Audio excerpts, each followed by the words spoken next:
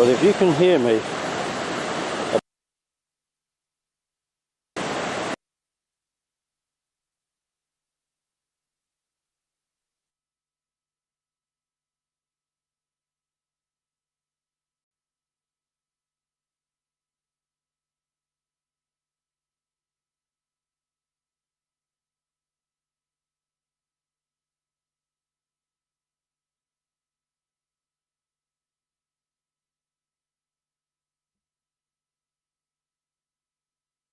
Lift off and the clock has started.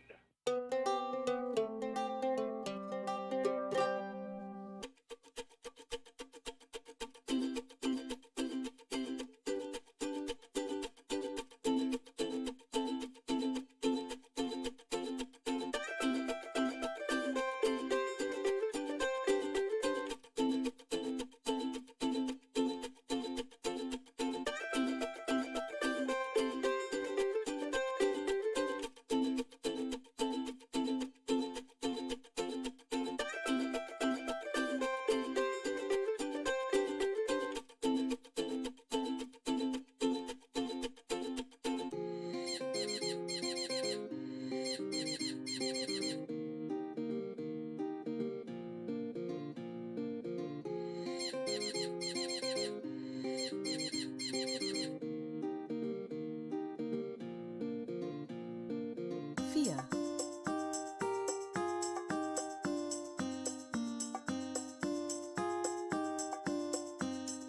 Drei.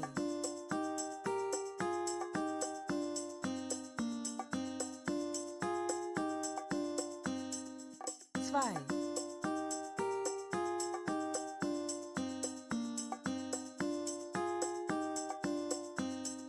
Eins.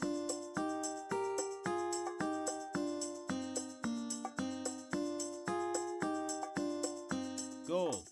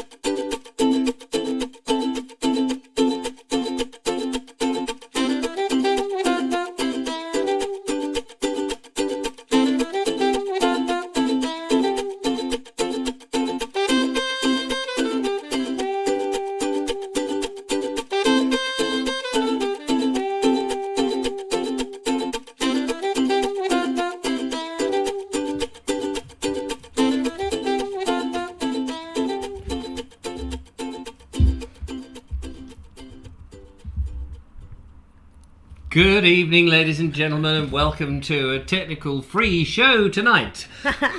This is the full technical dress rehearsal. Absolutely. Next week, you'll see just our bottoms. That's all we're going to reveal in the whole show. We will Speak for yourself. be talking out of... I think I've shown enough. Yes, that's true. We will be talking out of our rear ends, as we often do on I this was show. going to say, I think we always do, don't we? Yeah, we make that a special point. Wing and a Anyway, prayer. Here we are, looking very summery in our summery garb, and even that is not cool enough. I don't know. How are you, lovely Julia? Cooler now than I was earlier. Yes. Oh, blimey. It's been lovely and hot, but we mustn't complain because... Ooh, mush and grumble. Oh, mustn't grumble, lad. Oh, aye. No, because I think it's going to rain again soon, isn't it? Yeah, probably. Yeah. So anyway, there you go.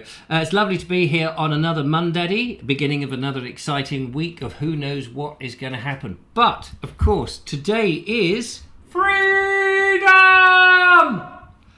Freedom Day.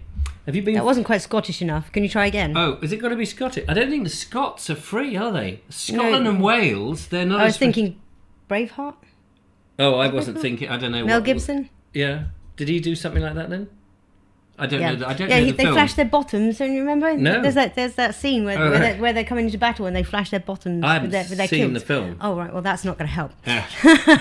I have no idea. I shall shut up, man. Yes, Freedom Day. Yes, it's the 19th of July, 2021. Freedom Day. Of course, there are other Freedom Days are available. Take your pick. This may not be quite so free. I gather that the Prime Minister and Sajid Javid and several others decided that, their pinging app said that they needed to isolate, so they said, we're not going to do it. They're not going to isolate. We've got this, hang on just a minute, quickly write this. Yeah, we've got this new test where, what happens if you don't self-isolate? What happens then? We'll be the guinea pigs and try it. Yes, Mr. Prime Minister, it's one rule for you and one rule for the rest of us. I don't think the rest of us are going to bother with it. Question is, are you still wearing masks? Now it's the 19th of July, Freedom Day. Are you taking advantage of the freedom? Are you taking advantage of the freedom? Have you been into a supermarket, for example, and gone, get rid of that moustache? I did actually. But I didn't. I had it in my pocket. Yeah.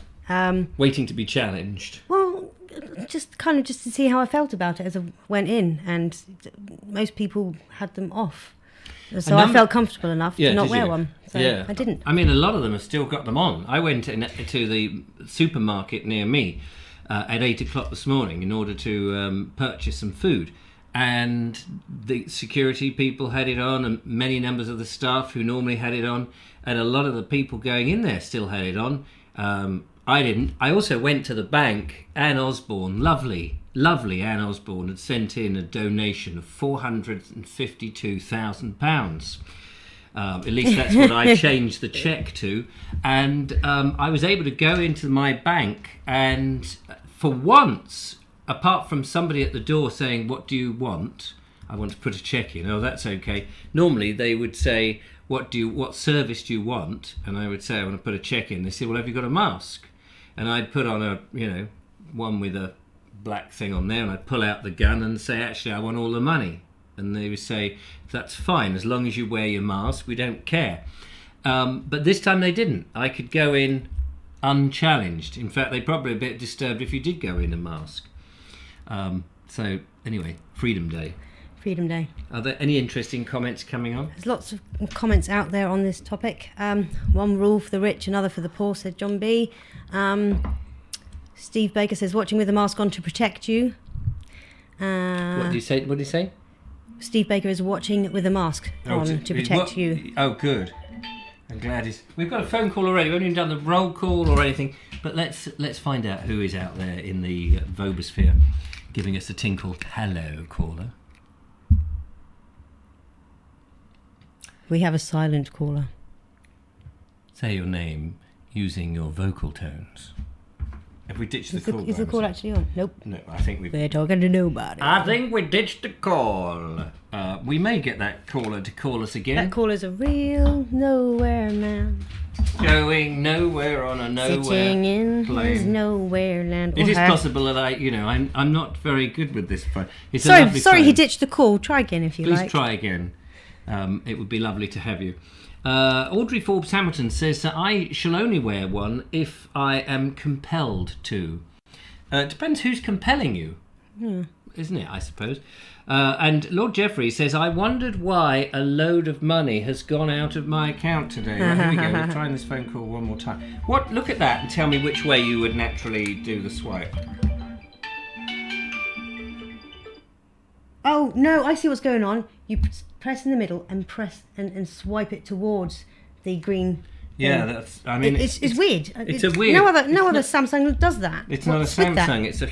Well, that's why then. It looks like a Samsung, but it's not a Samsung. Sorry, how dare you? Sorry, caller. Could you please ring one more time? Sorry. This time Julia ditched it. Yeah, but it seems... Yeah, I did. I hang it's my not head the and most scream. logical way of answering a phone. I know Stupid it sounds...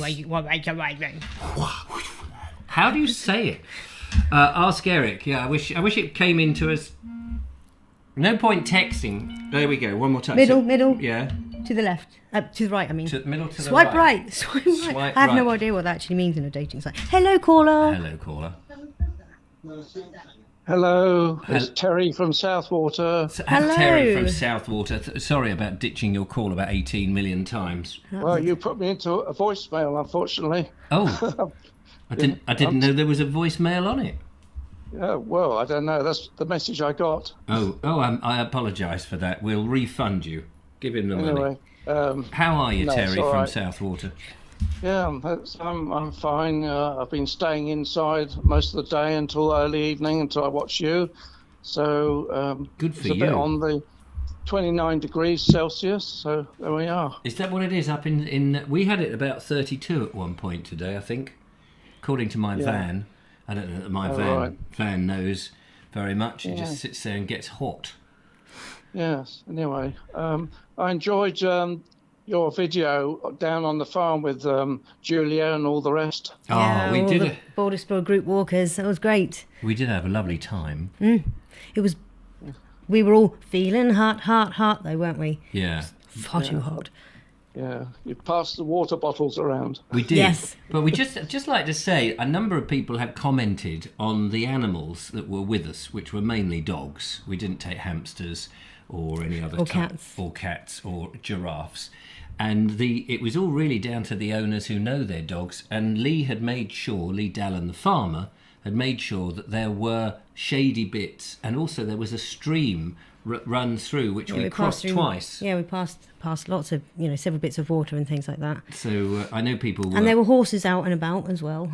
Yeah, so although we don't have control of that though. No, and there was a big puddle that they did have a good wash in as well. Yeah. I just thought I'd mention that because I know we've had lots of comments and people get very upset. We didn't lock any vehicle or OAP in the car. Yeah, no animals were harmed in the making of this video. Exactly. Not deliberately anyway. They weren't walking on hot tarmac, that's for sure. Yes. No, a couple of them took the plunge in a local muddy stream, I noticed. Yeah. Where is a good walk round where you are, Terry? Well, we've been to the country club, not the country club, the country nature reserve. Country Park, yeah. I think you had your management meeting there, didn't you? That's right. Couple of months ago, yes. We had a good old manage. We managed a few sandwiches. We managed a lot of chin wagging. Yeah, that's about all we did manage. But that's a nice place. I know Nep is down the road from you, of course. Yes, I did watch your video on Nep on the yellow-lined walk, I believe it was. Yes. Oh, yes, that's right. We was that the one we did together? With the one where we kind of went the wrong way and then we got lost. Turned around and went the other way. I have been there a couple of times, but I did see some what looked like Shetland ponies. The shorter ones. Oh, right. Legs. Yeah, the ones with the legs have been slightly trimmed down with a circular saw. Yeah, and I think if you go early enough, you can see certain breed of pigs down there as well. Fantastic. Oh, yeah, that's right. Wild boars? I think they've got wild. They've let loose wild boars, haven't they? And they've got the longhorn cattle. Cattle, yeah. Yeah. Still haven't met them. Still haven't seen them. No, I've not seen them. Only seen photos. But yeah, no, I'm just trying to think what else is, because Horsham is only round the corner, and Sedgwick Castle, you can't get into that, can you? Do you know Sedgwick Castle? Well, I'm not sure. That's not in Southwater, I don't think. Anyway, and you've got the link, the Downs link that goes through. You haven't the old railway. Yeah. If you ever want to come up and sort of look at the, I know you like to visit church buildings, but there is a Victorian church building there. It's not very old. It's not Norman. It's Victorian, built about 1881. But is it nice? Is it nice? Yeah, it's quite interestingly, one of the past vicar's sons kicked a football through some of the stained glass windows, and a local man very kindly offered to replace them. Oh, gosh. But what he did, he replaced them with stained glass windows that were, appropriate to and portrayed Christ Hospital School for boys and girls now. Oh, is it for girls as well? I didn't know that. Yeah, because I lived in Hertford, in Hertfordshire in the past. Right. And nice part of the world. Yeah, way back in the late 70s, I guess. Yeah, and they closed the girls' school down, and they moved the girls down to Horsham. So I didn't even know that Christ Hospital had a girls' school. I thought it was just one of those. No, it's co-educational now. Oh, I beg your pardon. Co-educational sounds very posh, doesn't it? I've seen a few of them disappearing into the woods occasionally, but not with me. No, I'm sure they co-educate in those woods quite well. The birds and the bees. I won't hold you up too much, but it's nice to see you both. No, thank you very much, Terry, and thank you for watching the video. And thank you for calling. And indeed. Yes, okay. Look after yourself. Sorry about Take care, have a good evening. The rude voice message. Bye-bye. Take care, bye-bye. There we are. That's Terry in Southwater, starting us off fantastically with a lovely call. I suppose we ought to find out who's actually out there and do a bit of a... Do you fancy doing a calling of the road? Who did I promise that I would take a photo of the live chat thing? I can't remember, but yes. Shall we do the roll call? Oh, yes. Let's do the roll call. Is that what you were just saying? Yes, that's it. That's what I thought you were saying. Oh, you could... What, on the walk, do you mean? Yes. On the walk, somebody was saying... That she was struggling to get the live chat going on her phone. Can you demonstrate that through the little camera? Probably. So because many people might have this problem. Some people are watching the show and they just think, I don't understand. How do you get the chat? And we are obviously reading out as many chat things as we can, and obviously not all of them, because it's a very, very popular show. 25,472 people have decided not to watch it. And maybe a few others. But some people have watched it, and they want to interact using their finger power. So the lovely Julia... Their phalanges. Their phalanges. So the lovely Julia is going to take you through how that works. So here we are. You've got the show. So, yeah. Here's the live chat icon. Hang on, let's just... So you click that. Got a bit of glare coming across there. Yeah, but I have to kind of try and see it as well. So that opens that, and then you have to click that funny icon. Just that one. You can't really see it very well. Go closer. The one next to the cross there. Tap that and go for live chat, and it should give you as many of all the comments. Comments. Show us the first bit, because it's a very tiny little icon. It is. So hang on. So go back to normal. So when you log on, you get that screen, don't you? Come on, focus.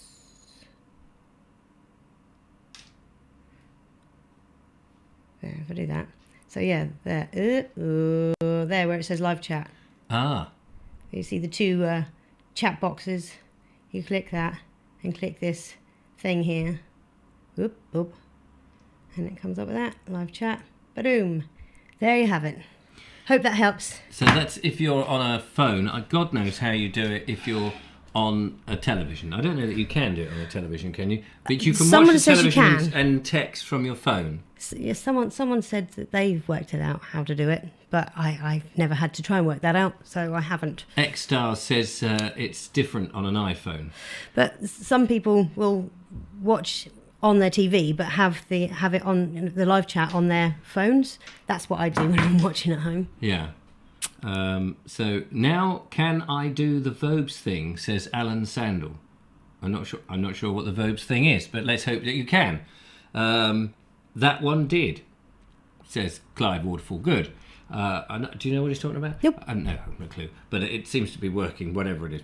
We're going to do the roll call because it's important that we acknowledge who's there. Just for a moment there, we had a moment. You could probably tell by their face. Everything disappeared. It does do that. It's a Windows thing on two screens. If you hit something down here, it just... Oh, I see what that one did means. What's that mean? Because he said, that's weird. My first message after logging back in appears, but subsequent ones aren't appearing. Oh, but that one did. Oh, okay. The second comment. So yeah, now we know. So we've got to get you across the room, haven't we? Yes. So we do that in a very special way, of course. and that is we press that button on and we press this.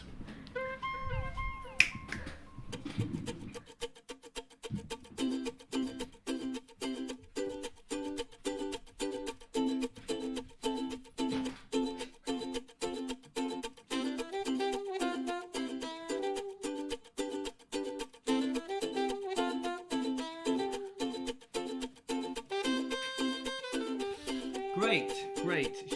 Hang on, let me just work out which microphone is. Turn that off.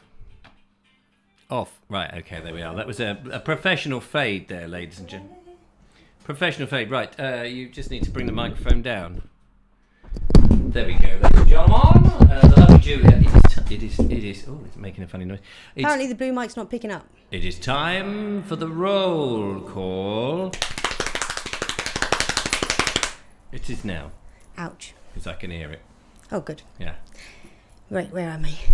So, I'm going to start at the bottom this time and then go back upwards. So, all right then. In reverse order, today, on this Monday, on the Vobes show, Righto. we have Terry Banton, John B., The Veg Grub Podcast, Jeff and Mandy. Hang on, this is on live chat. Mark Burgess, Graham Ruffy, Mike White, Tall Podge Rog, Rachel T.S., Peter May, Claude Schwartz, Trev's Travels by Narrowboat, Ramaboo 2, we have Clive Waterfall, and we also have Anne Wright, Alan Sandell, we have Stars, we have David Keel, Jeff and Mandy, Cheryl Cragg, hello darling, mwah. We have Colonel Craig Ratty, we also have the lovely Audrey Forbes Hamilton. Station Master's Choice is out there, and so is Sensible Paul, who says, hello all, I can't deal with this heat. I don't think many of us can, to be honest. I was raised in Saudi Arabia and I'm struggling with this heat. We also have Peter May. He says, hi Richard and Julia, I hope you're doing well. And sorry Richard, I didn't stop outside Morrison's when you were leaving yours in the super van. I was in the super van. You were in your super van. Yes. Oh yes, that was a while ago. Now that was like the last week or the week before, I think. Was it? Yeah, I think so. Wasn't today when you were going to Wicks? No. Okay. No, when I went to get a new wick for my Aladdin paraffin heater. I see. Because I was getting a bit cold. Anyway, we have Anna Jones in the house, and Linda Kane has arrived. Rufus Excalibur Folks. We shall have freedom when we get the next referendum. Freedom! That was a rubbish one, sorry, but I tried. We have Joanna Jones. Evening, Sean. Sorry, she's saying hello to you, Sean.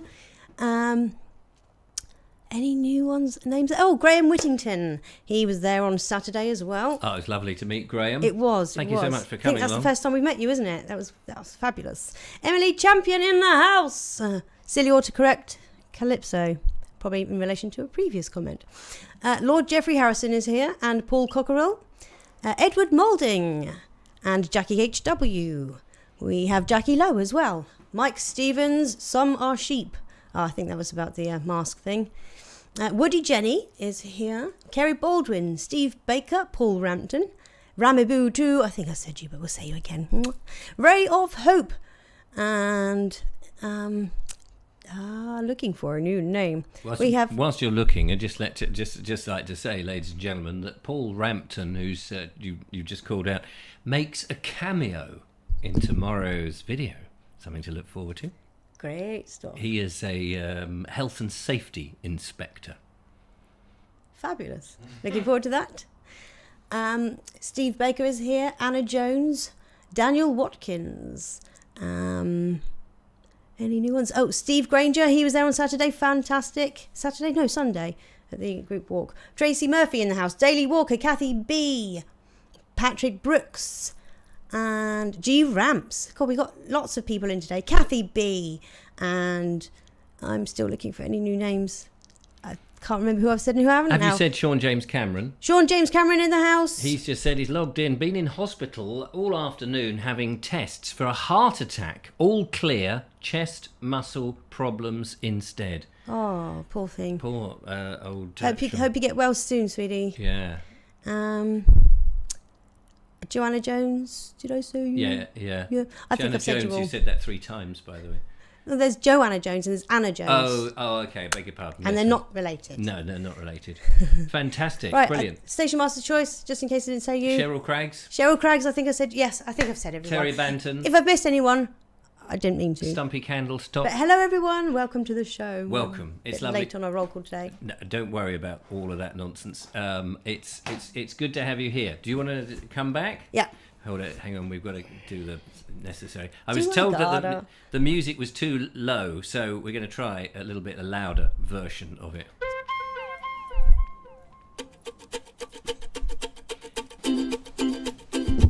Sat on a ferret the other day, sat on a ferret on the month of May. Sat on a ferret the other day, sat on a ferret and mother got it wrong. Sat on a ferret and then I heard it song. Sat on a ferret, I don't know what I'm doing. Sat on a ferret when I'm gonna do some chewing. Sat on a ferret, what are you talking about? Oh, dear. It's nearly done.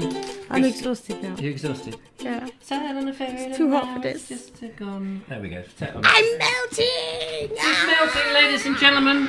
Oh dear, under the table she has gone. Welcome to Just the Vobes Show without the lovely I might need some help. Are you alright? Yeah. I'm actually good. Careful, because, you know, if you touch somebody these days in the wrong place, you end up at the HR department and you'll end Harassment. up with a hashtag me3. So, it's the 19th of July 2021. We have tonight one video. Bernie, lovely Bernie. Bernie is back from his holidays, he says, and he's got a whole stinking lot of stuff, but he's going to work on it during the winter. However, tonight's show, we're going to have a look at something called The Falls of Shin. Ooh. Nothing to do with Schindler's List. Although I think sometimes when Schindler was drinking too much, not only was he on the piste, but he was on the Piste. Brahms and List. Anyway, never mind all that. Sean says, was sweating like a waterfall. That's what happened to my son Billy when he had his brain hemorrhage. Told them I had to get out by 8 p.m. for the Vobes show. The doctor said, well, in that case, you must be ill, and bashed you over the head with a medical hammer. So that's good. Terry Banton is saying, ferrets? What's the reference? Terry, if you're new to the Vobes show, ferret thing will be a bit weird. Do you know, I have been looking, ladies and gentlemen, for a mascot ferret. Yeah. We Not did found look- one? No. Oh. They didn't look like ferrets. They got these long legs. Oh, yeah. And like horses. And their legs are sort of... They They're are... the wrong kind of colour as well. Yeah, really weird. So if anyone does find a ferret-looking soft toy mascot that we can have hovering, you know, about here in the shot on a string around its throat, do send it to us. Yeah, look, they look more like an otter. Oh yeah, Julie's going to show you some pictures. You'll have to do it on the old Yeah. thing. Oh, hang on, not over there. Where is it? It's no, that's the wrong place. Come back. All is forgiven. There it is. Look, that one in particular. That one in particular looks like an otter. It's an otter, isn't it? They've got them with legs. Their bodies are very low to the ground. They're like little... I'm going to try and I get it in don't know. focus. Yeah, it's a crap camera, that. It's just Anyway. a webcam. Sorry about that, ladies and gentlemen. Somebody just spoke... Hey, that one looks more like a ferret. What was that one? one? This albino type looking one. Why have they got... Yes, the ferret's legs, I mean, they're almost snake-like, aren't they? Because they're so low. Yeah. When you've got them in a soft toy and they're not moving, I suppose they look more like otters.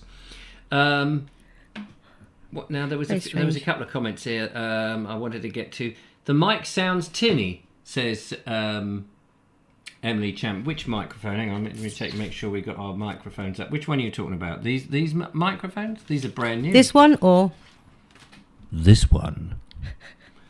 They are actually wrapped in tin. That's how long their legs are. Yeah, but they don't sit like that, do they? They look like more like that one. Show the audience. Yeah, but that one's standing in grass. Oh, Show the audience. Show the audience that one in big super... hang on. Oh, I know why it was tinny, because something was left on. Can you not get a bigger picture of it? Oh, I could do this. And Yeah. then this. And then this. Yes. Oh, is that a bit? You go. I thought years ago, Google Images used to just click it. You get a full screen. Now I've noticed they've stopped all that. You can't get. It's like sometimes it just goes to the website and then it's still that same snivelingly small thing. What's going on? Colonel Cragretti says, "Who runs the HR department? Is it Eric? It could well be.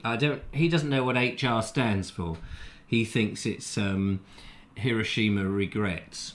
I don't know what that became. First words came. Peter May says, Richard, I found a woman now. Your Valentine Day special didn't help me, so I did it myself. Well done. I don't know what he's on about. Found a woman. I remember. What for? Ironing your clothes. Oh, talking Do you to that.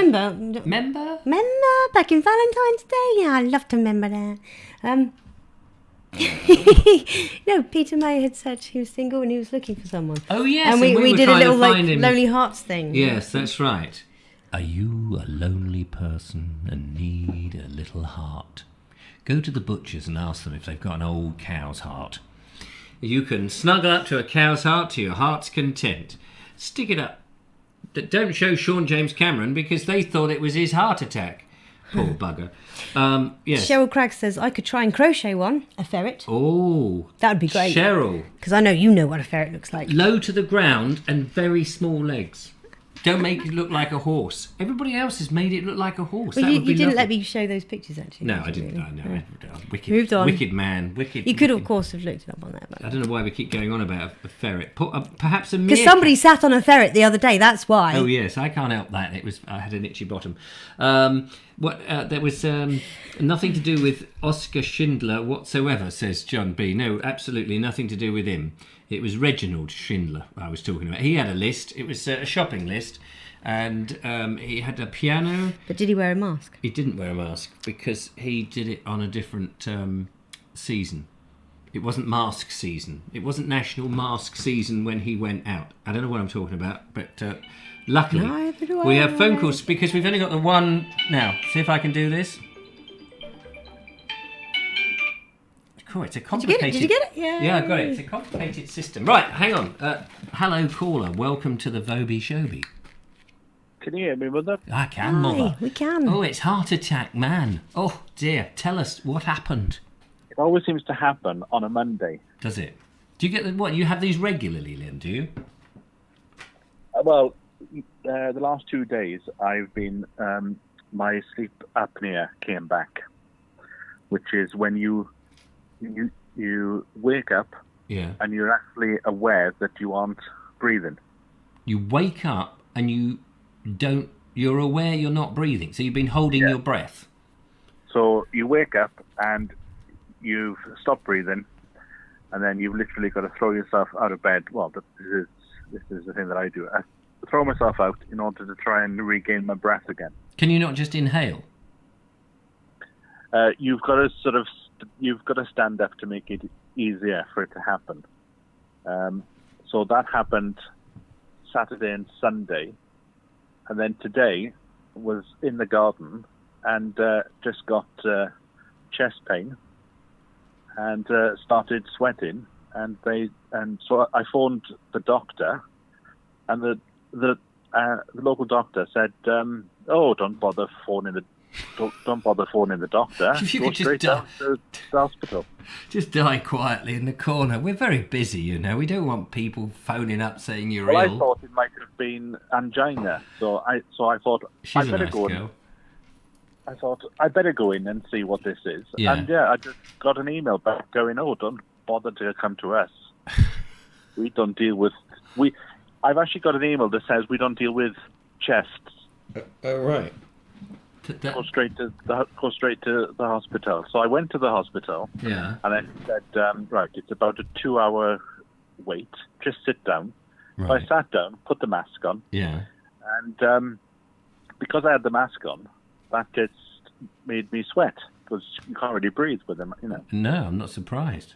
So within 5 minutes, they said, "You better come in. We think you're about to have a heart attack." Because apparently one of the signs is you just sweat. So when you say they said you better come in, did they say we'll send you an ambulance that you better come, or just cycle down? We think you're going to have a heart attack, so just get on the bus forget about us and put the blame on me. And Even better, get behind a wheel. yeah, get behind a wheel in which Well, I you. was actually just around the corner. Oh, okay. From Well, that was hospital. fortunate. Yeah. But when I you go, went in, you go on your electric and bike. they took, when I went in and they took the details, your name, your birth date, your address, they did ask me, how did you get here? Drive, car? Did you come on the bus? Crawl on the pavement. And it's like, well, just be grateful that I've got you. Yeah. You know? So hang on, where did you go? Did you go to A&E? Yes.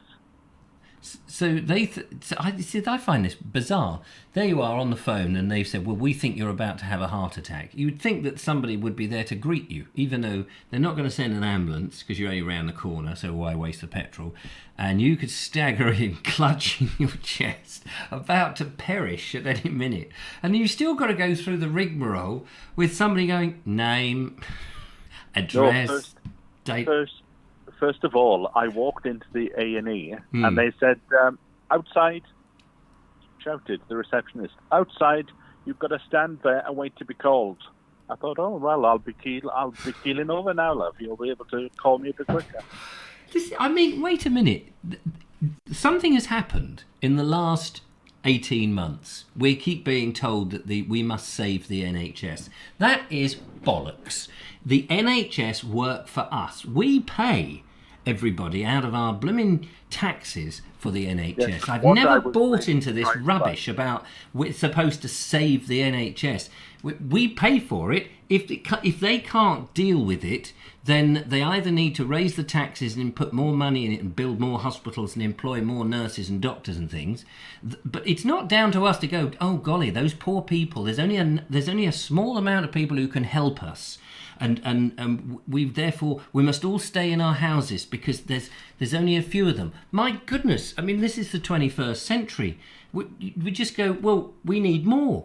I mean, if we don't have enough prisons, we don't go, well, what do we do? What do we do with all these prisoners? We'll just let them go, shall we? Or we'll just put them on a boat. There, but it wasn't that busy. And then I went through to go and have my DCG put on me. And a bit disconcerting when you can see there's a trolley with all the rubbish on and bags on there going, sent to the incinerator. When you say COVID bags, these aren't body bags, are they? Filled body bag. They were the bags with all the clothes in. Oh. And it said, send to the incinerator, COVID patient. And I thought, surely that shouldn't be hanging around. No, that should be straight in the incinerator if that's the case, really. Surely. That's Brian's... Just has to be there 15 minutes and it could have infected half a dozen people. Well, the other thing I was... as I was being seen by the doctor, once all the results had come through, I could overhear the patient in the next cubicle. And the nurse said, why haven't you got a mask on? I said, oh... I've already got COVID. And she went, oh, okay then. I've only got COVID. Already got. But I've got a mask. I thought, right, well, I'm going to get out of it. But the one thing that struck me was, because I haven't been into hospital for quite a few years, one thing I couldn't get over how much there were signs up saying, like, there was a machine where you could pay for your prescription, which was run by, and I'm going to make the name up because I can't remember, but it's run by Greenfield Healthcare. Right. Then there was something else, toilets, run by Jackson Healthcare. And I thought, all of a sudden, all these bits are privatised. Oh, I see, and they're getting their sponsored name in, so that they're accountable and all that. You know, more important to have the name of the privatised sponsor than to actually provide human care. But they tell me outside. It's the same as in schools as well. You go into a school now and you go into the canteen, and there's like a machine sponsored by Coke, or there's another machine sponsored by Cadbury's. Yeah, and it's just creeping in this corporate taking over of things. Well, yeah, absolutely. Especially if it's all, in a school and you've got a Coca-Cola machine sponsored by Cola. I mean, they always have their name, don't they? There's lots of comments. Just stay on the line for a minute as we try and get through some. Julia. During COVID, they have farmed ear syringing and eye problems out to private, but I bet it doesn't go back to the NHS. And someone else says... Well, Audrey says, look at the Nightingales. They weren't used. That's true. They weren't used, were they? No. The Nightingale Hospital. I mean, in spite of how many cases there were, and in spite of how much the hospitals were jam-packed, why weren't all the COVID people specifically only going to certain hospitals or something? I don't know. Just don't get me wrong. I think the staff worked, as hard as they could, and did. The staff had to were pressed very, very. Well, of course, hard. The staff had to obey what the managers and all the people above had what to say. I mean, it's not the people on the ground workforce. My son Billy and his girlfriend work in the NHS, and they just get pooed on from above. So they have to follow, but it's the institution itself which seems confused and just nonsense, really. Jackie HQ says... In response to some of the comments, because a few people have mentioned sleep apnea. Go on. I've had it for 4 or 5 years, and sometimes a lot of it will happen in the course of a week, and then nothing will happen for a while. I'm trying to pinpoint what food is the trigger. So do you think it is a food? Because it usually follows with really bad acid reflux. So I'm trying to pinpoint what food it is. Right. But I did go into London Bridge for 3 nights to go to sleep. And so I could come out in the day, and when I wanted to go to bed, I had to go to the hospital, and they put one of the brain masks on. And they were the 3 best night's sleeps I've ever had. Oh, right. Oh, interesting. But that's not a long-term solution, is it? I'm still confused about this thing that you wake up and you're holding your breath.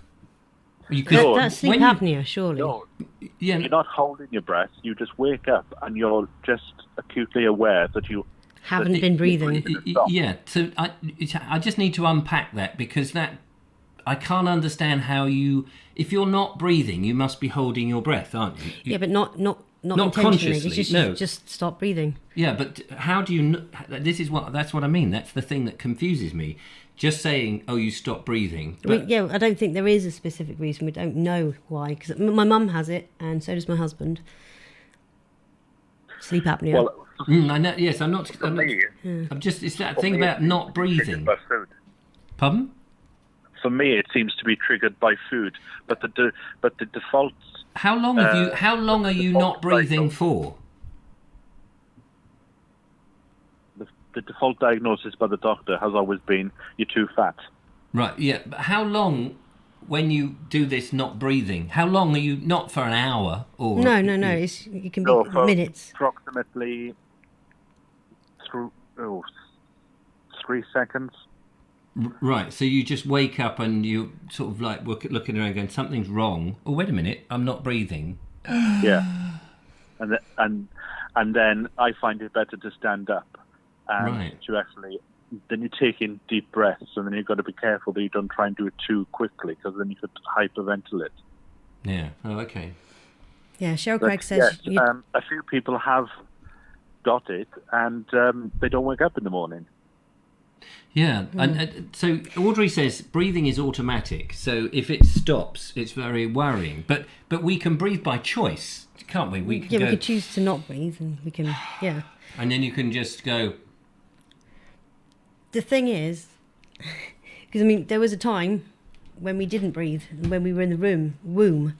So I don't know, something to do with the subconscious whilst you're sleeping. If you're in that deep sleep, and often. People who suffer sleep apnea don't actually know they've stopped breathing until they wake up gasping for air. So you said some people just go to sleep and then they don't wake up because they just stop breathing and die? Yeah, if it goes undiagnosed for too long. And then the really bad case is that you go to sleep with a mask on, which is connected to an oxygen. So that helps you to breathe in case you do stop breathing during the middle of the night. And so so the mask knows if you've stopped breathing. The machine detects lack of breath, does it? It must do. Yeah. And then what does it do? Send a pin into you to wake you up? From what I know of the But I'm I'm discovering it always comes on the nights when I've eaten too closely to go into bed, and if I've eaten something that's processed food or sweets. You need to keep a diary, don't you? A food diary. Yeah, so that's what I do, and every morning when it happens, as soon as it happens, I go onto Facebook and I put it onto my Facebook page, just because I think that if I don't wake up an hour later, at least there is a record somewhere for somebody to see. Well, at 3 o'clock he had an episode, so maybe the next episode was so bad that then he died. Right. Oh, okay. But on a lighter note, London's been quite quiet today. I thought everybody would be out singing through the George Michael songs, but no, quiet, dead as a grave. I was just going to say that Cheryl Craig says, yep, the machine... Oh, hang on. No, the one before that. The CPAP machine, which is the one that fitted with a mask and pipes to a machine that filters air and pressurizes it. What she says is the CPAP machine applies pressurized air into your airways to keep them open to prevent the breathing stopping. And the machine detects the issue, when the apnea happens, and applies more pressure. Simon says build-up of carbon dioxide is the reason we take a breath. And fasting, Flappy Goose says fasting properly before bed is natural and probably would only help, really, wouldn't it? Fasting, so in other words, don't eat before you sleep. Yeah. Too closely before you sleep. Yeah. And Dave Ivad has been out beating up the seals, apparently. He's been out clubbing.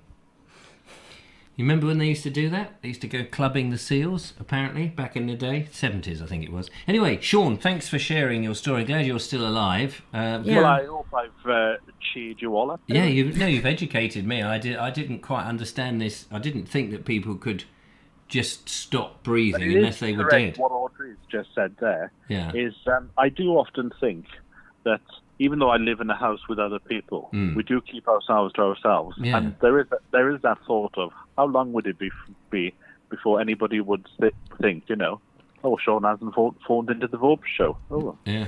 But he died. Well, that's it. We better keep a check on everyone in case they suddenly stop breathing. Especially in this heat. Whew. Yeah. John B says if he died, nobody would know for several weeks, unfortunately. Oh. Till the smell comes through. I hope that's not true. Died, we would know within a couple of hours because we'd go, I can put up a video. Naked Englishman didn't go up today. Do you know, I used to get emails, if I didn't do a Naked Englishman podcast in the morning, I used to get emails going, you all right, Richard? It's like, yeah, no, sorry, I just didn't want to do one today. It's like, well, we thought you died or we thought something was wrong. It is odd. What you want to do is, I've made a video on my YouTube channel, which will, and every birthday, obviously I've got to change the date. Yeah. But when I die, obviously there'll be no show videos on my channel. Yeah. But I've pre-programmed a video to just appear. And it's me going, hello. I thought, I'm dead. But this is a message from the grave. That's a good one, that is. I like that. Yes. You should do something like that. Yeah, I think I will have to. I'm sorry there's Anyway, no videos from tomorrow. Wouldn't it be horrible, though, if it accidentally goes out Yeah. and you're still alive I'll have and to everyone's like, oh my God. You sort of go out for your birthday, then you forget to change it. Yeah. Anyway, nice to talk to you. Take care. All the best. Bye. Bye. That's Sean James Cameron. That might be the last time we hear from him. You never know. Oh, don't say things like that. I hope that's not the case. But no, that's fascinating. Give us a video, please, says Terry Banton. Yes, I do try. And Lisa says, gasp of air in when he went in for the... Oh, is there a... Oh, It used to scare my... Oh, hang on, no, there's more. There's more. I can't find the It beginning. used to scare my mum to death as she would lay there at night listening to my dad holding his breath. She said that she would sometimes count to 3 minutes before elbowing him and taking a big gasp of air. When he went in for the sleep study, his snoring was so bad that he broke the machine they had hooked him up to. He had to get a CPAP machine. Sadly, both my brothers now have to sleep with a CPAP machine too. Do they? Well, I wonder what causes... Oh, that's both her brother, not your brother. No, not mine. No, it is so stressful. I mean, before my husband actually got a CPAP machine, every night I would have to, I would be waking up because the snoring beside me stopped. I'm like, is he dead? Boof, breathe. And it's so stressful. In the end, I had to go in, will you just go to the doctor and get it seen to? And he did. Good evening, caller. Sorry about Julia just screaming down at you. Hello. Hello. Hello. Hello. Hello. Who's that? It's Mark English.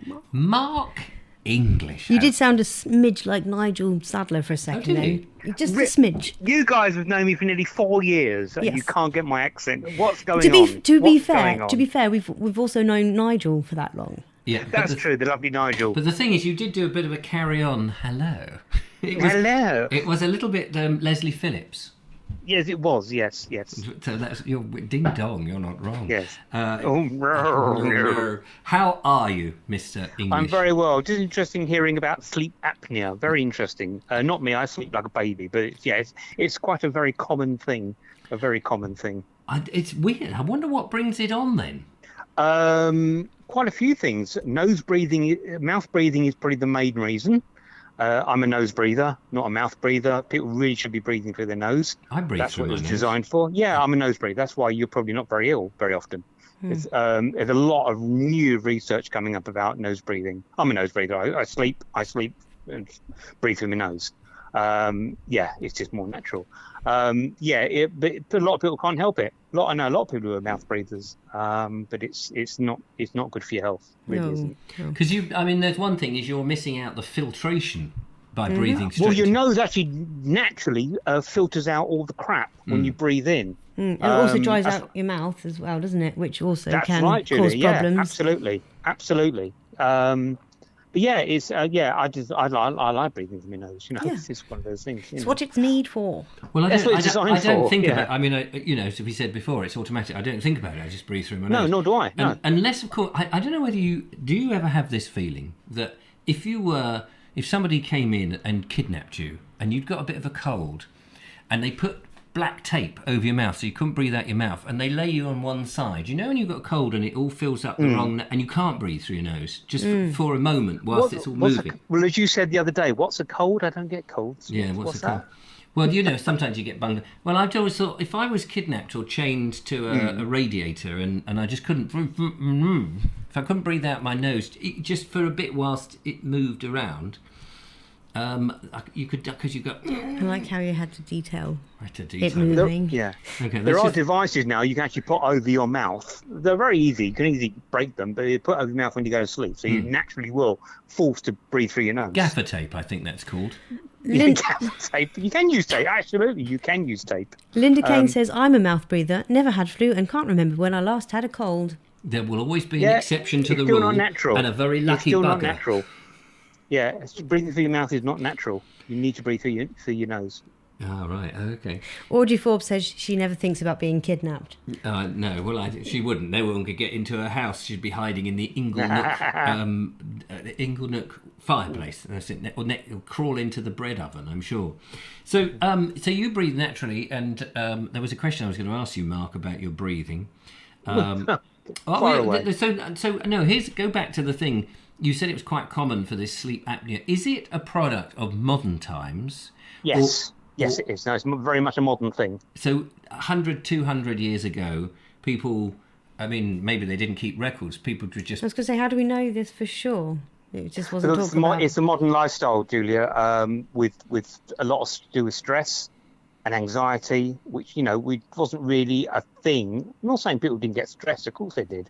But it's not something as prominent as it was, as Richard was saying, 100, 200 years ago. Well, surely people were...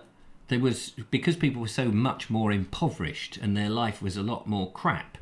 I read a thing saying that half the 100 years ago or more, half the population at any one time would have been suffering some form of pain because you couldn't just have a paracetamol or an aspirin.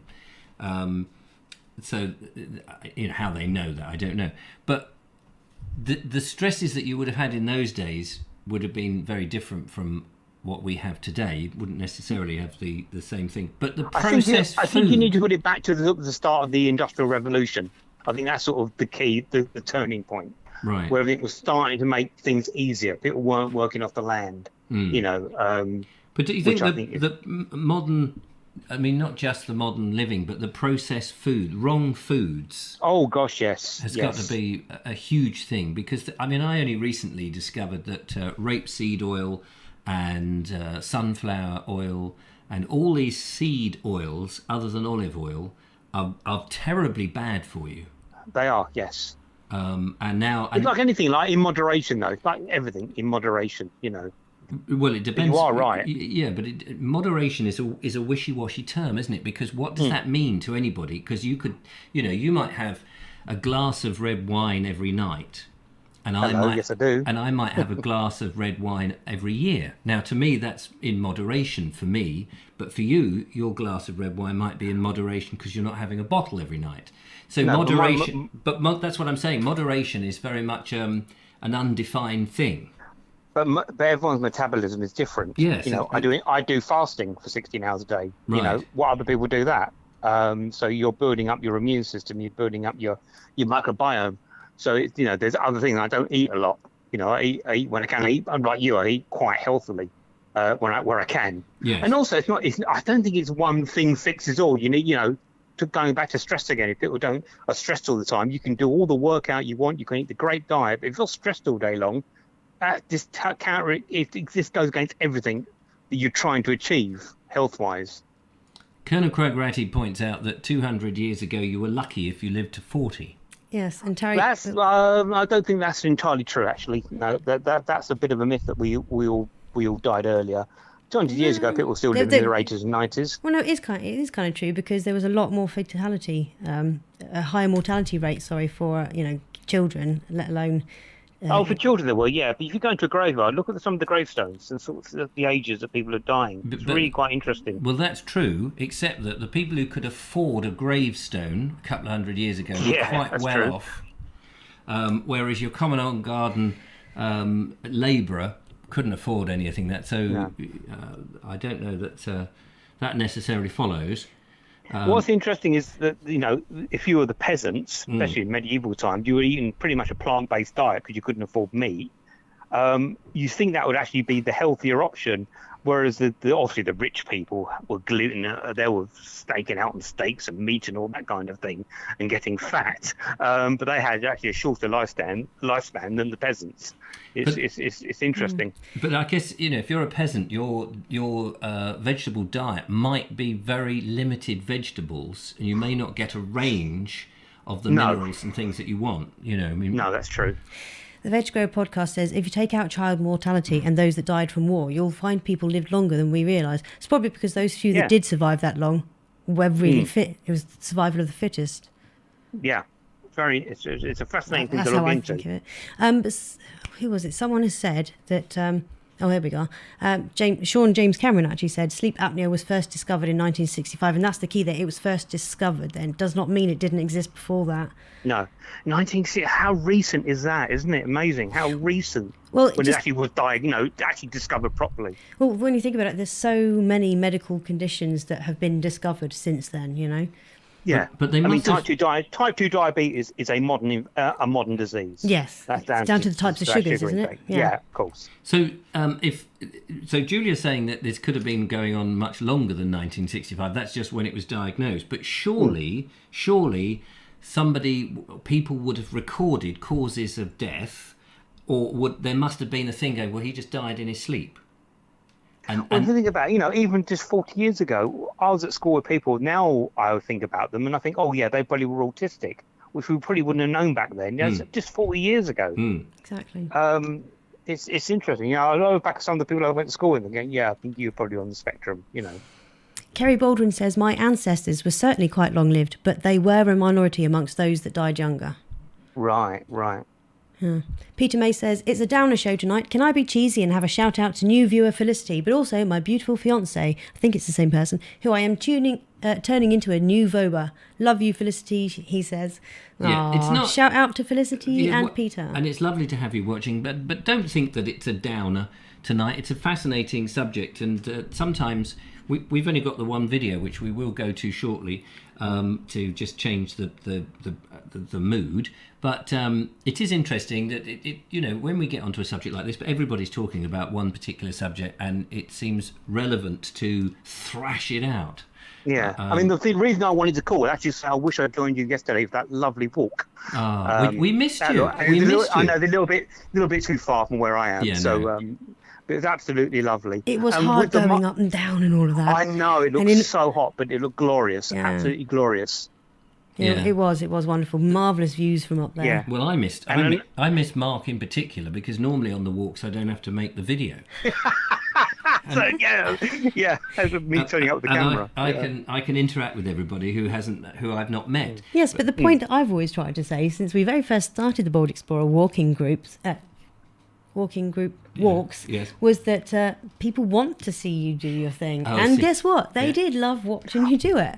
The bit coming out the van was, and being was part a stroke of of genius. It was a stroke of genius. I can't remember who said that. Was it actually Lee Dallin himself? I can't remember, but as soon as I heard that, I was like, that's a great idea. We're doing it. Is everyone up for that? I think it was great. And the thing brilliant is, idea. I couldn't have done that gag before I'd started to take out what was in the van. Exactly. Because you couldn't walk through the van before. And you know what? I haven't said it before live on camera, but I'm still so surprised at how much of the van was taken up with storage and the bunk. I mean, the bunk is almost incidental when you consider the storage that was around it. It was half the van, and by the time you had the great big thing on that, the seat, that seat over there, and the sofa that I've just cut to, that was You've in done the a great van. job on the van. Great job on the van. Thank you very much. It's I mean, I'm not a carpenter or anything like that, and it is all screwed with screws and drills. And lots of people have been very kind and helping me. Someone has offered me to borrow a chop saw, and I don't really know what that is, but it just reminded me of W.C. Fields. Chop house, go to the chop house. Before I go, I should leave you with a bit of a controversial thing. Please do. I went into Sainsbury's today because it's Freedom Day. Yes. I've done a lot of research on this. It's not me being arrogant. It's done a lot of research on masks. It was so refreshing to go into Sainsbury's without a mask on. Guys, do your research. They're not all wonderful as you think they are. Yeah, I thought I'd be really... And I was the only person without a mask on in Sainsbury's Good God. today. Yeah. Well, congratulations. I mean, I've not been wearing a mask for pretty much all of Guys, it. Really. COVID, if you wear your nice little cotton mask, okay, they are absolutely useless to COVID particles, which are microscopic, and they pass straight through them. I still got colds when I was wearing them. You know, when I was wearing them, any time I came anywhere near anyone, I was still getting colds. You're more likely to get stuff because it's going to stick to the cotton, and which is right next to your face. And you're breathing in carbon dioxide all the time. You're breathing it back in. There's a lot of studies there. People need to read the studies. Yeah. But it's personal choice. And that's what I was going to say.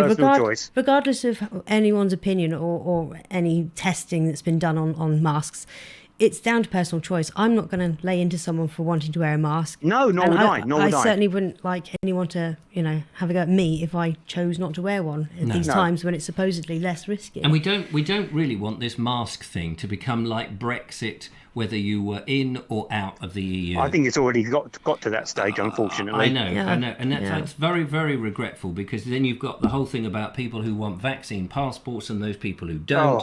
And it's like everything at the moment has become very divisive or polarising. And we should be able to talk about these things without people just getting very annoyed or wanting to have nothing suddenly to do with you because you are but just there is, as you say, there is other sciences and there is other facts. I only deal with facts and data to formulate an opinion. But I'm happy to debate that with people, as Julie says, it's personal choice, isn't it? Emily Champion's pointing out that the whole thing is breaking up families. It's very true. Oh, absolutely. I know quite a few. I've had lots of conversations with these people who have real problems with their family because they're completely in different camps. So luckily I'm in a family that's all pretty much one-sided opinion. But that's based on, once again, it's based on fact. There's lots of research out there you can do, and they're easily accessible. There's another protest mask in London today. Oh, they're all, what you trying to tell me, they're all deluded? Or march? The March, a Freedom Day march. I thought you said mask. Oh no, a Freedom Day march for people who want to sort of get back to normal, which we are hopefully. But yeah, it's personal choice, But all I say is, guys, do some research. Don't just believe what you see on the mainstream media. Because who knows? Unless you take a survey of opinions, you can't make. You're just following somebody else's advice. It's best to work it out for Exactly. yourself. Mark, I still love it. We better shunt on, but thank you very much for giving us your information and thoughts on the sleep apnea thing. That's been a fascinating subject. But as somebody else said, we ought to move on. Really, an hour on that is a bit. I think we've done that now. My apologies. No. But fantastic to hear you, and thank you for calling in. You're very welcome. I'm going to get in the shower now. Oh, good man. Ta-ra, darling. Look after Enjoy yourself. your shower. Thank you, Julia. Love to you. Love to Richard. And to you, darling. Take care. Bye-bye. Bye. All right. Bye-bye. Thank you. Bye-bye. Bye-bye. There we are. That's Mark English. You can check out his YouTube channel, Mark English, Mark with a Q. We joke that he is with a Q, but it's with a Q, M-A-R-Q. Lots and lots of stuff in there. Graham Whittington Art says, I attended a funeral today. The church was packed and very few were wearing masks. So nice to see. That's brilliant. I mean, it's lovely to go to a church without having to wear masks. Sean James Cameron says, what's your opinion on the news tonight? 2 jabs needed to enter nightclubs from September. Oh, there we are. Let's go back to that later. Hello, caller. Maybe, welcome to the show. Good evening. I thought I'd make it an SMT evening. Oh, fantastic. There we go. It's Richard Suggett from the Veg Grower podcast, and I wanted to apologise for missing your show yesterday, which I did intend to view, but it's been, we had the walk and various things. I was trying to edit the show and all of that, so I missed it, but I did catch a bit of the Z podcast, which I knew has nothing to do with you. But anyway. Yes, we did. We created a playlist to listen to while gardening yesterday. So, right. Had a bit of fun with that. Oh, good. So, yes, you rang up. What's on your mind? It was what Mark was saying about life expectancy. I think I made a comment about it, which Julia didn't read out, but I quickly tapped it into Google just to back up my facts. Yeah, and you're relying on Google, are you? Someone else said... I'm relying on Google, but I've used a statement from Wikipedia, which I know isn't the most reliable, but it puts it into really good words. I've checked it on other sites as well over the years. Until the middle of the 20th century, infant mortality was approximately 40 to 60%, the total mortality of the population. If we do not take into account child mortality in total mortality, then the average lifespan expectancy in the 12th to 19th centuries was approximately 55 years. But why would you take out child mortality? Because that's the life expectancy, isn't it? I suppose you're getting an average from people who've made it past 10.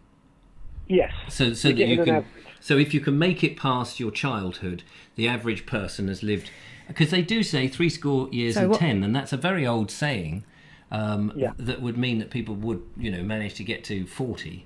So I'm assuming, because Ray of Hope there has just said life expectancy hovered around 37 to 40 years of age up until the start of the 19th century. Now I'm assuming that takes into account child mortality. So it's only 15 extra years you're talking about here. Yeah, when you're 40 and you're nearly 40, you wouldn't want to suddenly think, oh, those are just 15 If I only had 15 more years, I'd die before I got to your age. Thanks. Did you hear that, ladies and gentlemen? Did you hear that? He doesn't like it when I remind him he was 18 when I was born. Sorry. I'm sorry. It's an outrage. I'm going to have to beg my forgiveness, aren't I? You will. How old are you compared to me, Julie? You're only a year older, aren't you? What year were you born? 82. Yeah. 82? Well, I was born in November 81, so... Yeah. So there you go. It's only a matter of months, really. 19. I was in my first job. I was working. I was working hard. When I was in 1981, 82, I was working in a print. Well, I just left actually. I was working in a sound studio. Funnily enough, and I crashed the third car, and then they sacked me. But that's hilarious. Says Stars. Thanks, Julia. You've been working hard our entire lifespan. 82, says Linda Kane. Oh my God, yeah. And Daniel Watkins says that's the same year as him. There we go. It's a good year. Not quite as good as 81. John B says this is why the state pension age has gone up, because people are living longer. Yes, but we're also worried and battling less. So a lot more people are also not dying at a younger age or a younger adulthood because we're not going into war as much either. We're going into what? Not going into war as much. No, yes. I see. Yes. Yes, I mean, you can't count the wars as an average lifespan, can you? No, but it does have an effect on the lifespan or the life expectancy over the years. Because you're looking at the graphs sometimes, I've looked into this in the past for a project I was doing once. You can literally see that the life expectancy dips down when there was big wars going on. Right. When we were battling France or yes. Germany, whatever. But if you weren't, but if you're not engaged in I mean, obviously a war is going to curtail your life because you suddenly go into very extreme conditions, such as trenches or living, in barracks and various things. Whereas, although of course some people, this is the other irony, is the labourers who would choose to go into war would have a better life doing that than working on a farm, particularly in years of drought. Or the opposite, when there's floods and things like that. Rachel, and they would probably also get better food when they were in the exactly, military. Yeah, because the food is coming in from various places rather than just your locality, which is always a problem. People are now in the chat room trying to work out who is the oldest and earliest and best year. Rachel T.S. says 1977 was the best year. 1977, blimey, 2 years later I'd got my driving licence. Alison O'Brien was born in 1971.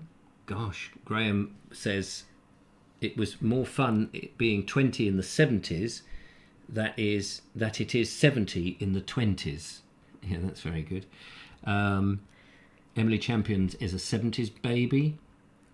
Colonel Craig Ratty says by 1982 he'd bought his third house. Imagine that. I wonder how many houses he's got now. And then, do you live in any of them? You can only live in one house, though, can't you? I've been working for 15 years in 1981, says Station Master's Choice. Graham Whittington says it was more fun being 20 in the 70s than it is being 70 in the 20s. I just said all that. Oh. I just read that one. Yeah. I was obviously busy reading it. There. Yeah, just said all that. Ray of Hope says modern wars have killed many millions, whereas earlier wars impacted little on the general population. Even with the wars of the 20th century, life expectancy continued to improve. Yes, I think that's true because it was much fewer people went to war in in the medieval period because the wars weren't affecting everybody because they were pretty local unless you. You might battle with your local clansmen. Yes. Have you battled much with your local clansmen? Oh, I battle all the time with them. It's called the council. There they go. Life expectancy in Sussex, says Leonard, is at 79.2. In Glasgow, it's 71.6. David Vad says, just sent you an impromptu video via WeTransfer. And also, I remember Sean Ford earlier on in the chat said that did you get his one that he sent via WeTransfer earlier? Haven't looked at all the stuff actually, to be honest with you. We do have a number of videos. Well, we got one video and some other bits and bobs to show in. Who's David Vad? I haven't got an email from you. I'll have to refresh my didgeridoo. Always good to refresh your didgeridoo, especially if Rolf's got anything near it. Oh, don't say that. There it is. An impromptu video. What is this bee stuff? Okay, can I, as it sounds can I, stuff? yeah, bee as in... Yes, as in the bees. buzzy bee. Yeah, I might have to save that for Wednesday's show, if that's all right. Seeing as we're going on such a good roll, as they say. Yes, but we do have one video, don't we? We do, we will get to it. Excellent. We will get to it. We will get to it. We will. We will get to it. We will. Oh, crikey, that was my spine. Do you want to say it again? We will get to it. Yeah, we will. Get to it. Yes. Yeah, dealing with cancer will take a few years off your life, observes John B. Very true, absolutely. What happened to show us your pets? Says Audrey Forbes Hamilton. We should have mentioned that right at the beginning because now we've got hardly any time for anyone to take a photo of their pets and send them in. Pets or plants, if you don't have pets. Plants. We do have a picture, actually. Don't forget that Richard Suggett's still on the line. Hello. I thought you had forgotten about me for a minute. No, we were just so busy with enjoying Do you know, I said to Julia before the show started, I said, crikey, we've only got one video, what are we going to do? And then I just remembered, we never used to have videos, and we just chat. Yeah. And I quite like I like the sort of just chatting about and letting the format go where it goes. It's great having the videos, not saying that it isn't great, but it's nice to have a bit of a change and we just sort of go with the flow. You know what I miss? The Dalek impressions. You miss the Dalek impressions. They always just make my night. Oh, did they? I have to do some more of those. I have to get myself... when Julia's not in, I would... Dig my little ear holes. Yeah, she doesn't like it for her ear holes. I know, it's funny and all that, but not when I'm sitting right next to you. That's true. I was going to say, it's one where Richard needs to be on his own because he does get quite loud when he gets on that. When I get carried away on that sort of role of absolute insanity, I love doing that as well. I don't know whether the audience like it, but I used to love it. And then people would just go, oh, he's on one, or he's having a rant about something. And I love doing the rants where I just go off and I get a bit silly, but I never quite know because the audience then sort of go, oh, he's gone in one. And then I'm trying to gauge from the audience, are they enjoying it or are they just being ironic? And in the end, I just ignore them and just carry on. Sean Ford says, do your baby Dalek, Richard. And my Jackie Lowe says, I miss Eric. And Rachel TS says, please do, I've never heard them. I think she's talking about your Dalek impression. Yeah, Rachel, I will do. I'm going to write Dalek impressions. I should do it. I'll just. Well, actually, I'll survive. I could have been the right. I'm old enough and ugly enough. Did you want compliment back? No. You are not old enough. No, I did not want compliment. No, but I gave you the compliment. You're I wasn't not old fishing. Enough. Bless you. Thank you very much. Didn't mention anything about the ugly, though, did I? That's fine. I wouldn't believe you anyway. We'll say goodbye to Richard, and then I should do a Dalek impression. Maybe I should go over to. Oh no! Yes, I can go over there, and then get you to turn the. I could. Oh, you could swan off over there, couldn't I? You swan off over there, and then that way you won't hear it too loudly. Richard, thank you very much for your call. You're most welcome. And I will endeavour to do a Dalek impression and just bugger up my throat. Excellent. And then we'll go to a video. Lovely to hear your dulcet tones, Mr. Suggett. Always lovely to speak to you too. You take care. Yeah, we must meet up for a barbecue. Pet the wife and kiss the chickens for me. Yeah. Barbecue sounds good. Must sort that out as well. Yeah, that would be good. Maybe on a live show. Maybe we should bring the live show from your allotment. Oh, no, you can't do it from your allotment. Well, we could do it from your garden, though, couldn't we? From your garden. Could do it in the garden, yeah. Could do it in my garden. Fantastic. There we go. We could do. Yeah. You could broadcast on the Veg Grower podcast and the Vobes show simultaneously. Yeah. We could, yes. How about that? There we go. I should That's dig. An idea, I would dig Bessie out of the Bessie out of the We could shed. do a three-way live show with Mark English. Oh yeah, we could get Mark. Mark, yeah. I don't think my brain cell could handle it. Get Mark down as well, and we could have a three-way. We could have Mark could be in your back garden looking for ghosts. I'm trying to explore the heritage and landscape of your garden with silly Dalek impressions, whilst you're chasing chickens and telling us how to grow our spuds. Sounds like a plan. I'll be chasing the chickens. Give me a cuddle. It's the perfect show. Here we go. Excellent. All right, Richard, you look after yourself. You too. Take care. Bye-bye. Bye for now. Bye. There we go. That's the lovely Richard Suggett there. And Dalek impression. Are you going to go over the other side? Nah. Okay. No, be bothered. I'm going to turn your microphone down for a second. I'm going to turn... What's the name? I've got to have the reverb. Oh, I need to hear it. Otherwise, I have to have the feedback in my ear. Otherwise, I can't tell whether it's any good. Also, probably be quite quite distorted. I've got my health and safety blocker on. See, normally, whenever I do one of these Dalek impressions, by the way, ladies and gentlemen, I'm on a sort of roll. Doing it cold is a bit weird now, but we'll go on demand. Doing it on demand, exactly. On demand is quite safe. Because then you see, normally the Dalek impression is related to the subject. That's the thing. Because I would just do it spontaneously, and then suddenly it's related to the subject. Doctor, what's that behind you? It's I can't do it now. I can't do it. I can't do it. And I'll do it on the Wednesday show. I'm going to do it on the Wednesday show. There we go. Because it'll just seem half. It'll seem half measures. It'll seem forced. You mean? Yes, and it won't be as funny. Because then people will go, well, it doesn't really sound like a Dalek. And I'll But it also does. do my TARDIS impression, which is excellent, he says. Shall we watch a video? Yes, please. This is really weird because when I look down at the control panel, there's only one little light lights up to show me there's a video. Here, look, let me... I can't show you because I had to be on a different thing. Don't worry, it's all complicated. Bernie, bless him. Bless Bernie, who sent us one and kept us alive with the videos coming in. Don't forget, you can send a video to the Vobes Show, richard@vobes.com, via WeTransfer. Information in the description. Bernie has... I can't remember where the Falls of Shin is now. It's a long time ago since I downloaded his video, about an hour or so ago.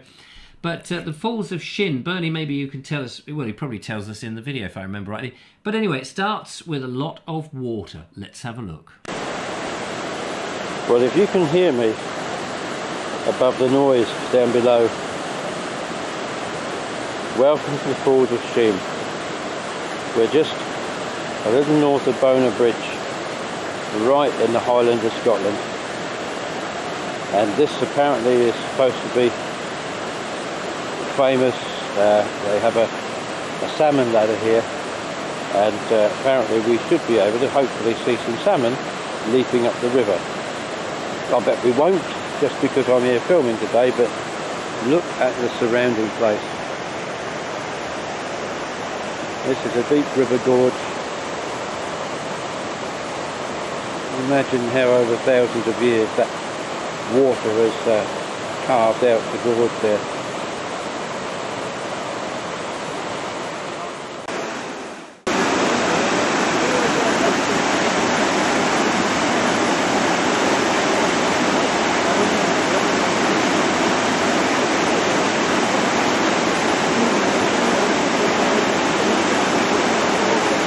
Somebody's fishing up there.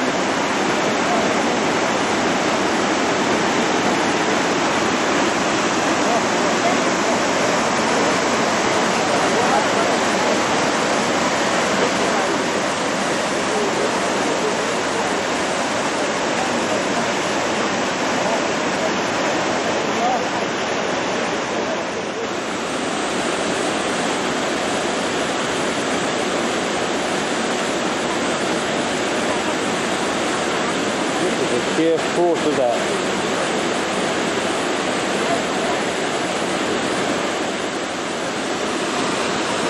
The salmon resting pools there, and down there.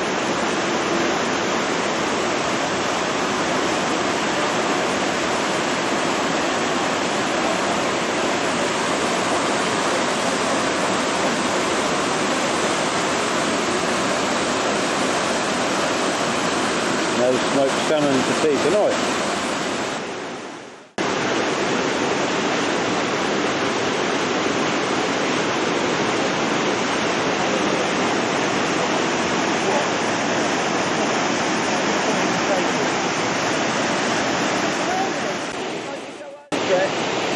I just delete what I don't want. No, you can't just go over it on this.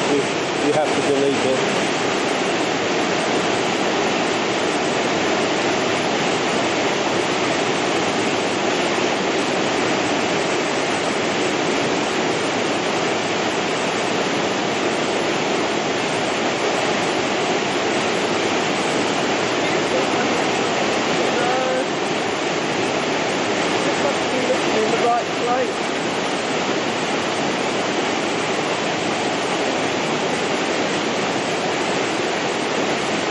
I'm looking somewhere in the middle of that lot now.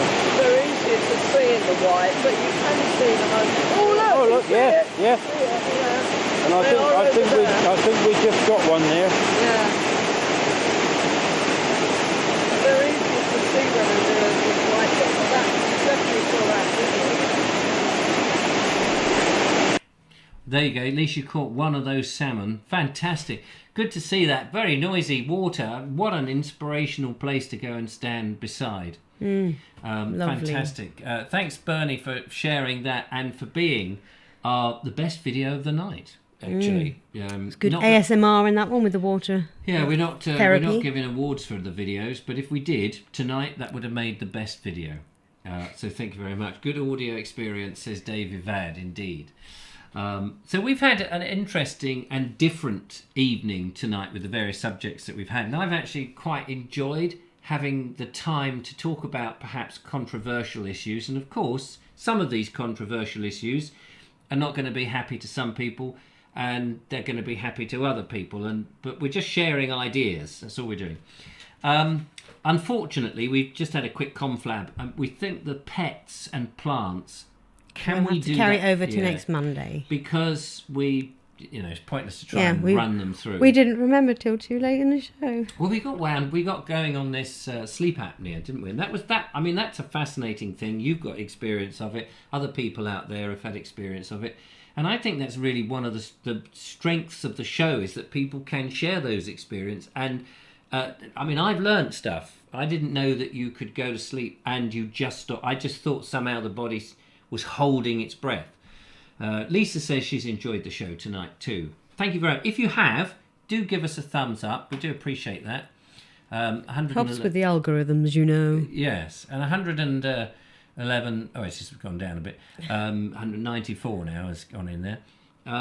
People keep coming back to watch, so the show was slightly different feel. Yeah, of course it was. We didn't have many videos. We've had interesting conversations. Don't mention the van. No. Mm-hmm. The van, by the way, there's a video about the van coming tomorrow. Mm-hmm. Paul Rampton is a small part. Yes, somebody asked about Merlin. And so I'm just going to tell you who Merlin is. Because some people say, well, I'll tell you who Merlin is. He just swans in. He suddenly makes friends with you after having seen you a few times. Then he gets hold of that damn camera. How long did it take me to get hold of that camera and film for you? I'm teasing. Yeah, but I wasn't building anything when I'm teasing. Oh, okay.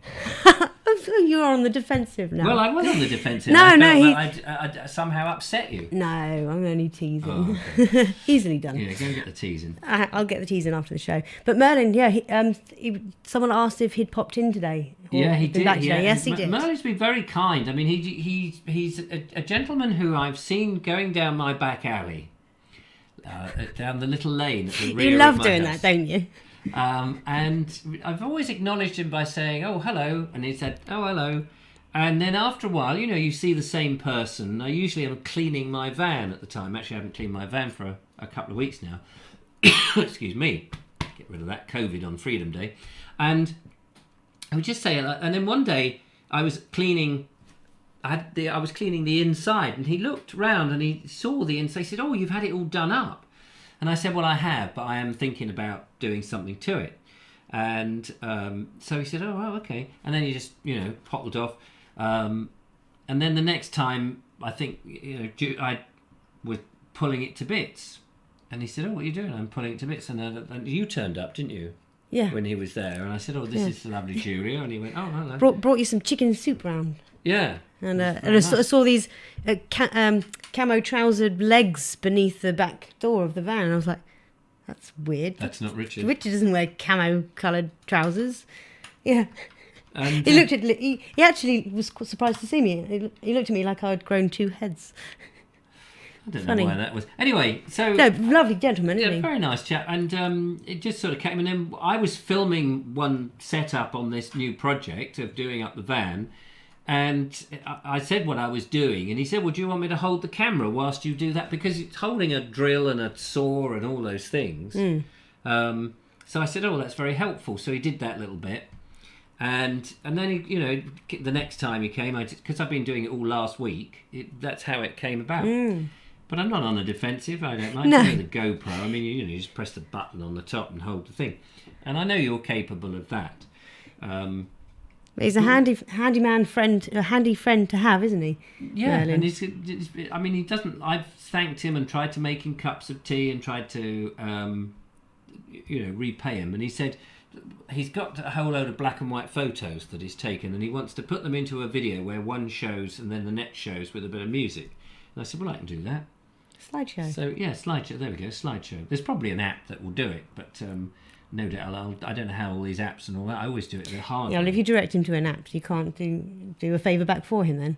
Although that is kind of a favour for him. No, I would grab the photos and then exactly. But I can't. I don't. The thing is, people often. I look at some people's videos and you go, "Wow, that was a really amazing effect," and I say, "How do you do that?" And they say, "Oh, it was just it was a button on the thing on the edit suite. You just press a button and it does this amazing swirling, this, that, and the other."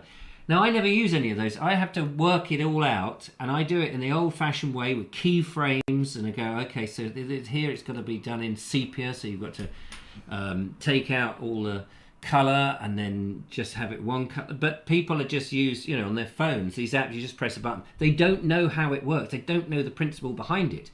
But I can't do it that way. I have to do it the old-fashioned way and understand what's going on. It's because I'm a bit backward, really. Lord Jeffrey says his daughter parked her car down there as well. I don't know who he's talking about. I don't think he's talking about Merlin. I asked this chap, I said, well, what's your name? And he said, some people call me Merlin. And I said, so mysterious. Which people? So there we go. What software do you use to edit with, says Xstars. I use DaVinci Resolve, which is free. Well, you can get a free version of it. Sean James Cameron says, when you edit Merlin's photos, I think it needs a star wipe. Yeah, probably. You're old school, Richard, like me, says David Vad. Yes, I am. I like being old. I like to understand what's happening. I don't like just pressing a button. Things just happen, which you can't manipulate because it's either that or nothing. On an app. Or there's few controls. If you want it green instead of pink, Anyway, doesn't matter. Emily Champion reckons he's an imaginary friend. Rachel T.S. says, mysterious, marvellous, magical Merlin. That's it. He is. And he disappears in a puff of an eye. I never see where he goes. I don't know where he lives. He comes round. He comes bearing gifts. Sometimes they are like little cabinet catches. Sometimes there was a tin of old Holborn he gave me with some curiosity objects in there connected to building things. Anyway, whatever. To DIY. Merlin is really Eric, says Ron Langley. So there we are. Some people call me the Space Cowboy. Some call me the Gangster of Love. I can't remember the tune to that one. It's song lyrics. Lyrics. Oh, okay. So I thought that was a weird thing to say. Who calls anybody a Space Cowboy?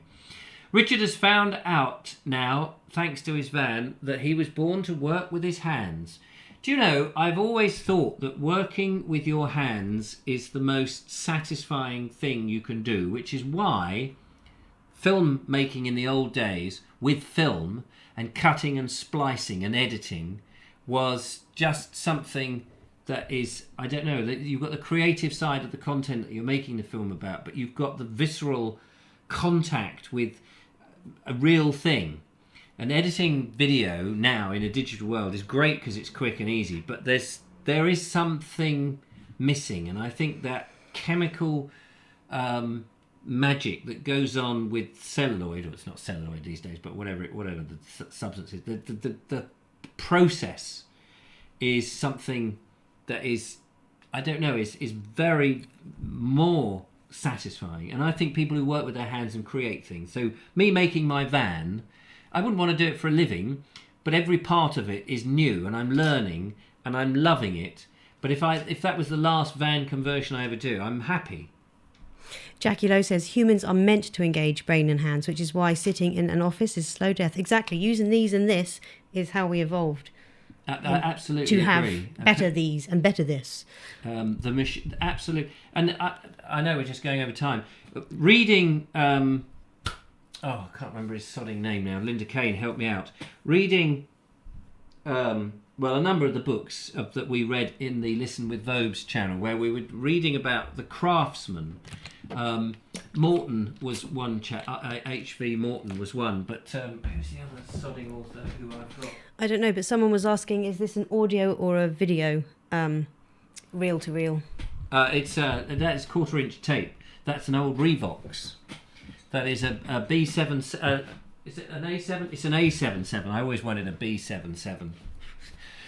Not that anyone would know what a B77, but the B77 was a professional studio a 1/4-inch recording machine. Oh my God, it was so sexy.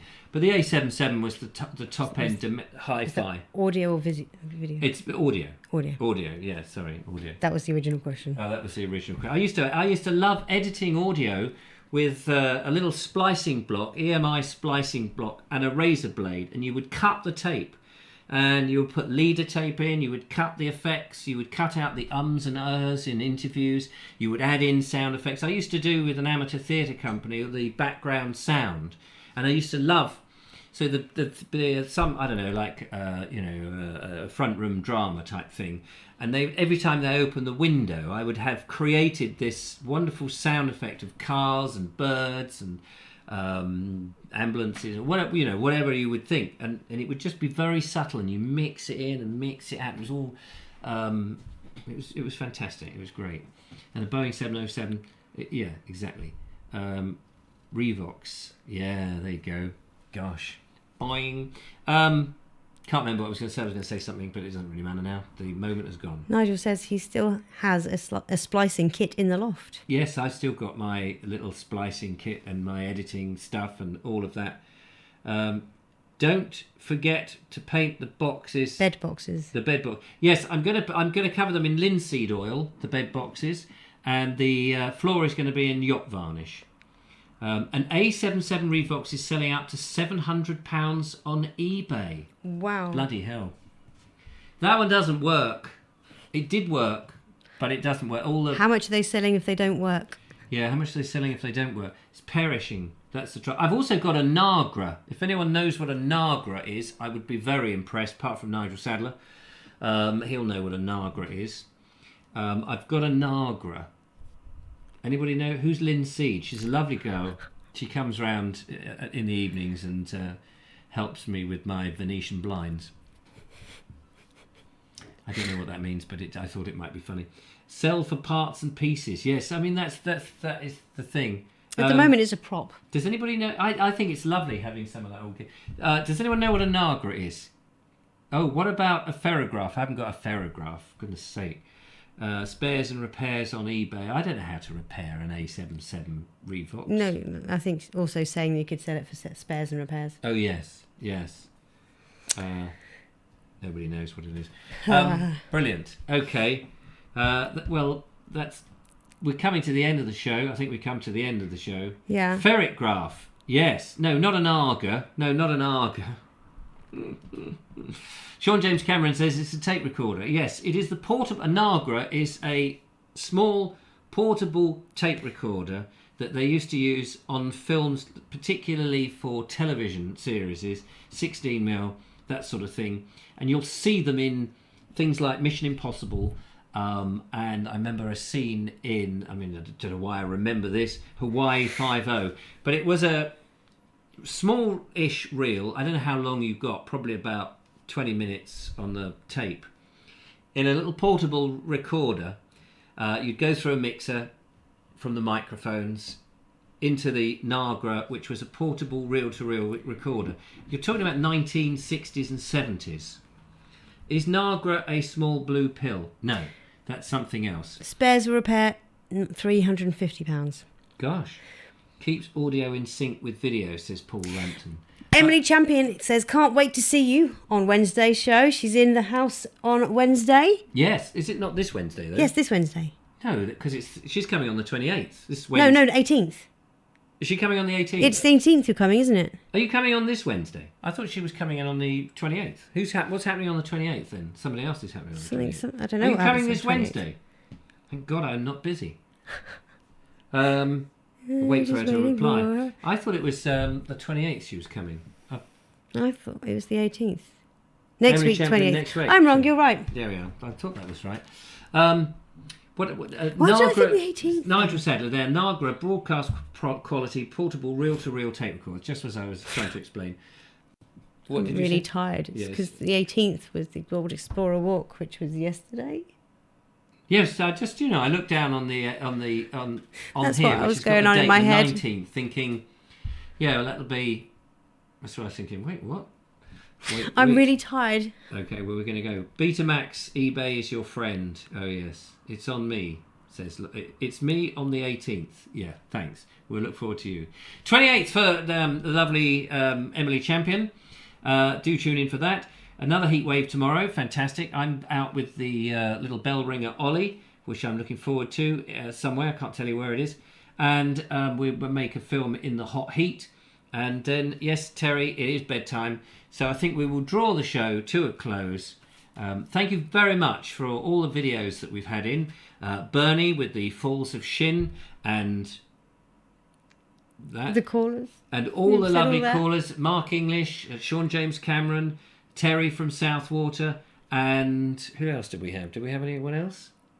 If you did ring in and I'd missed you out, I do apologise. You said Sean James Cameron, didn't you? Yes. And you said Suggett. Yes. You said and Richard English. Suggett. And Richard Suggett. Yeah, that was the other one. Fantastic. Thank you so much. It's been lovely to talk to you. Look after yourselves and try to keep yourself hydrated because it is hot, and keep your pets in places that you prefer to keep them. Generally, stay safe, please, folks, and have a lovely day tomorrow. Yes.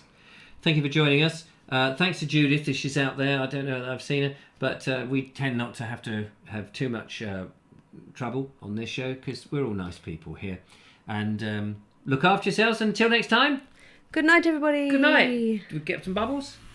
Yeah. There we go. Bye.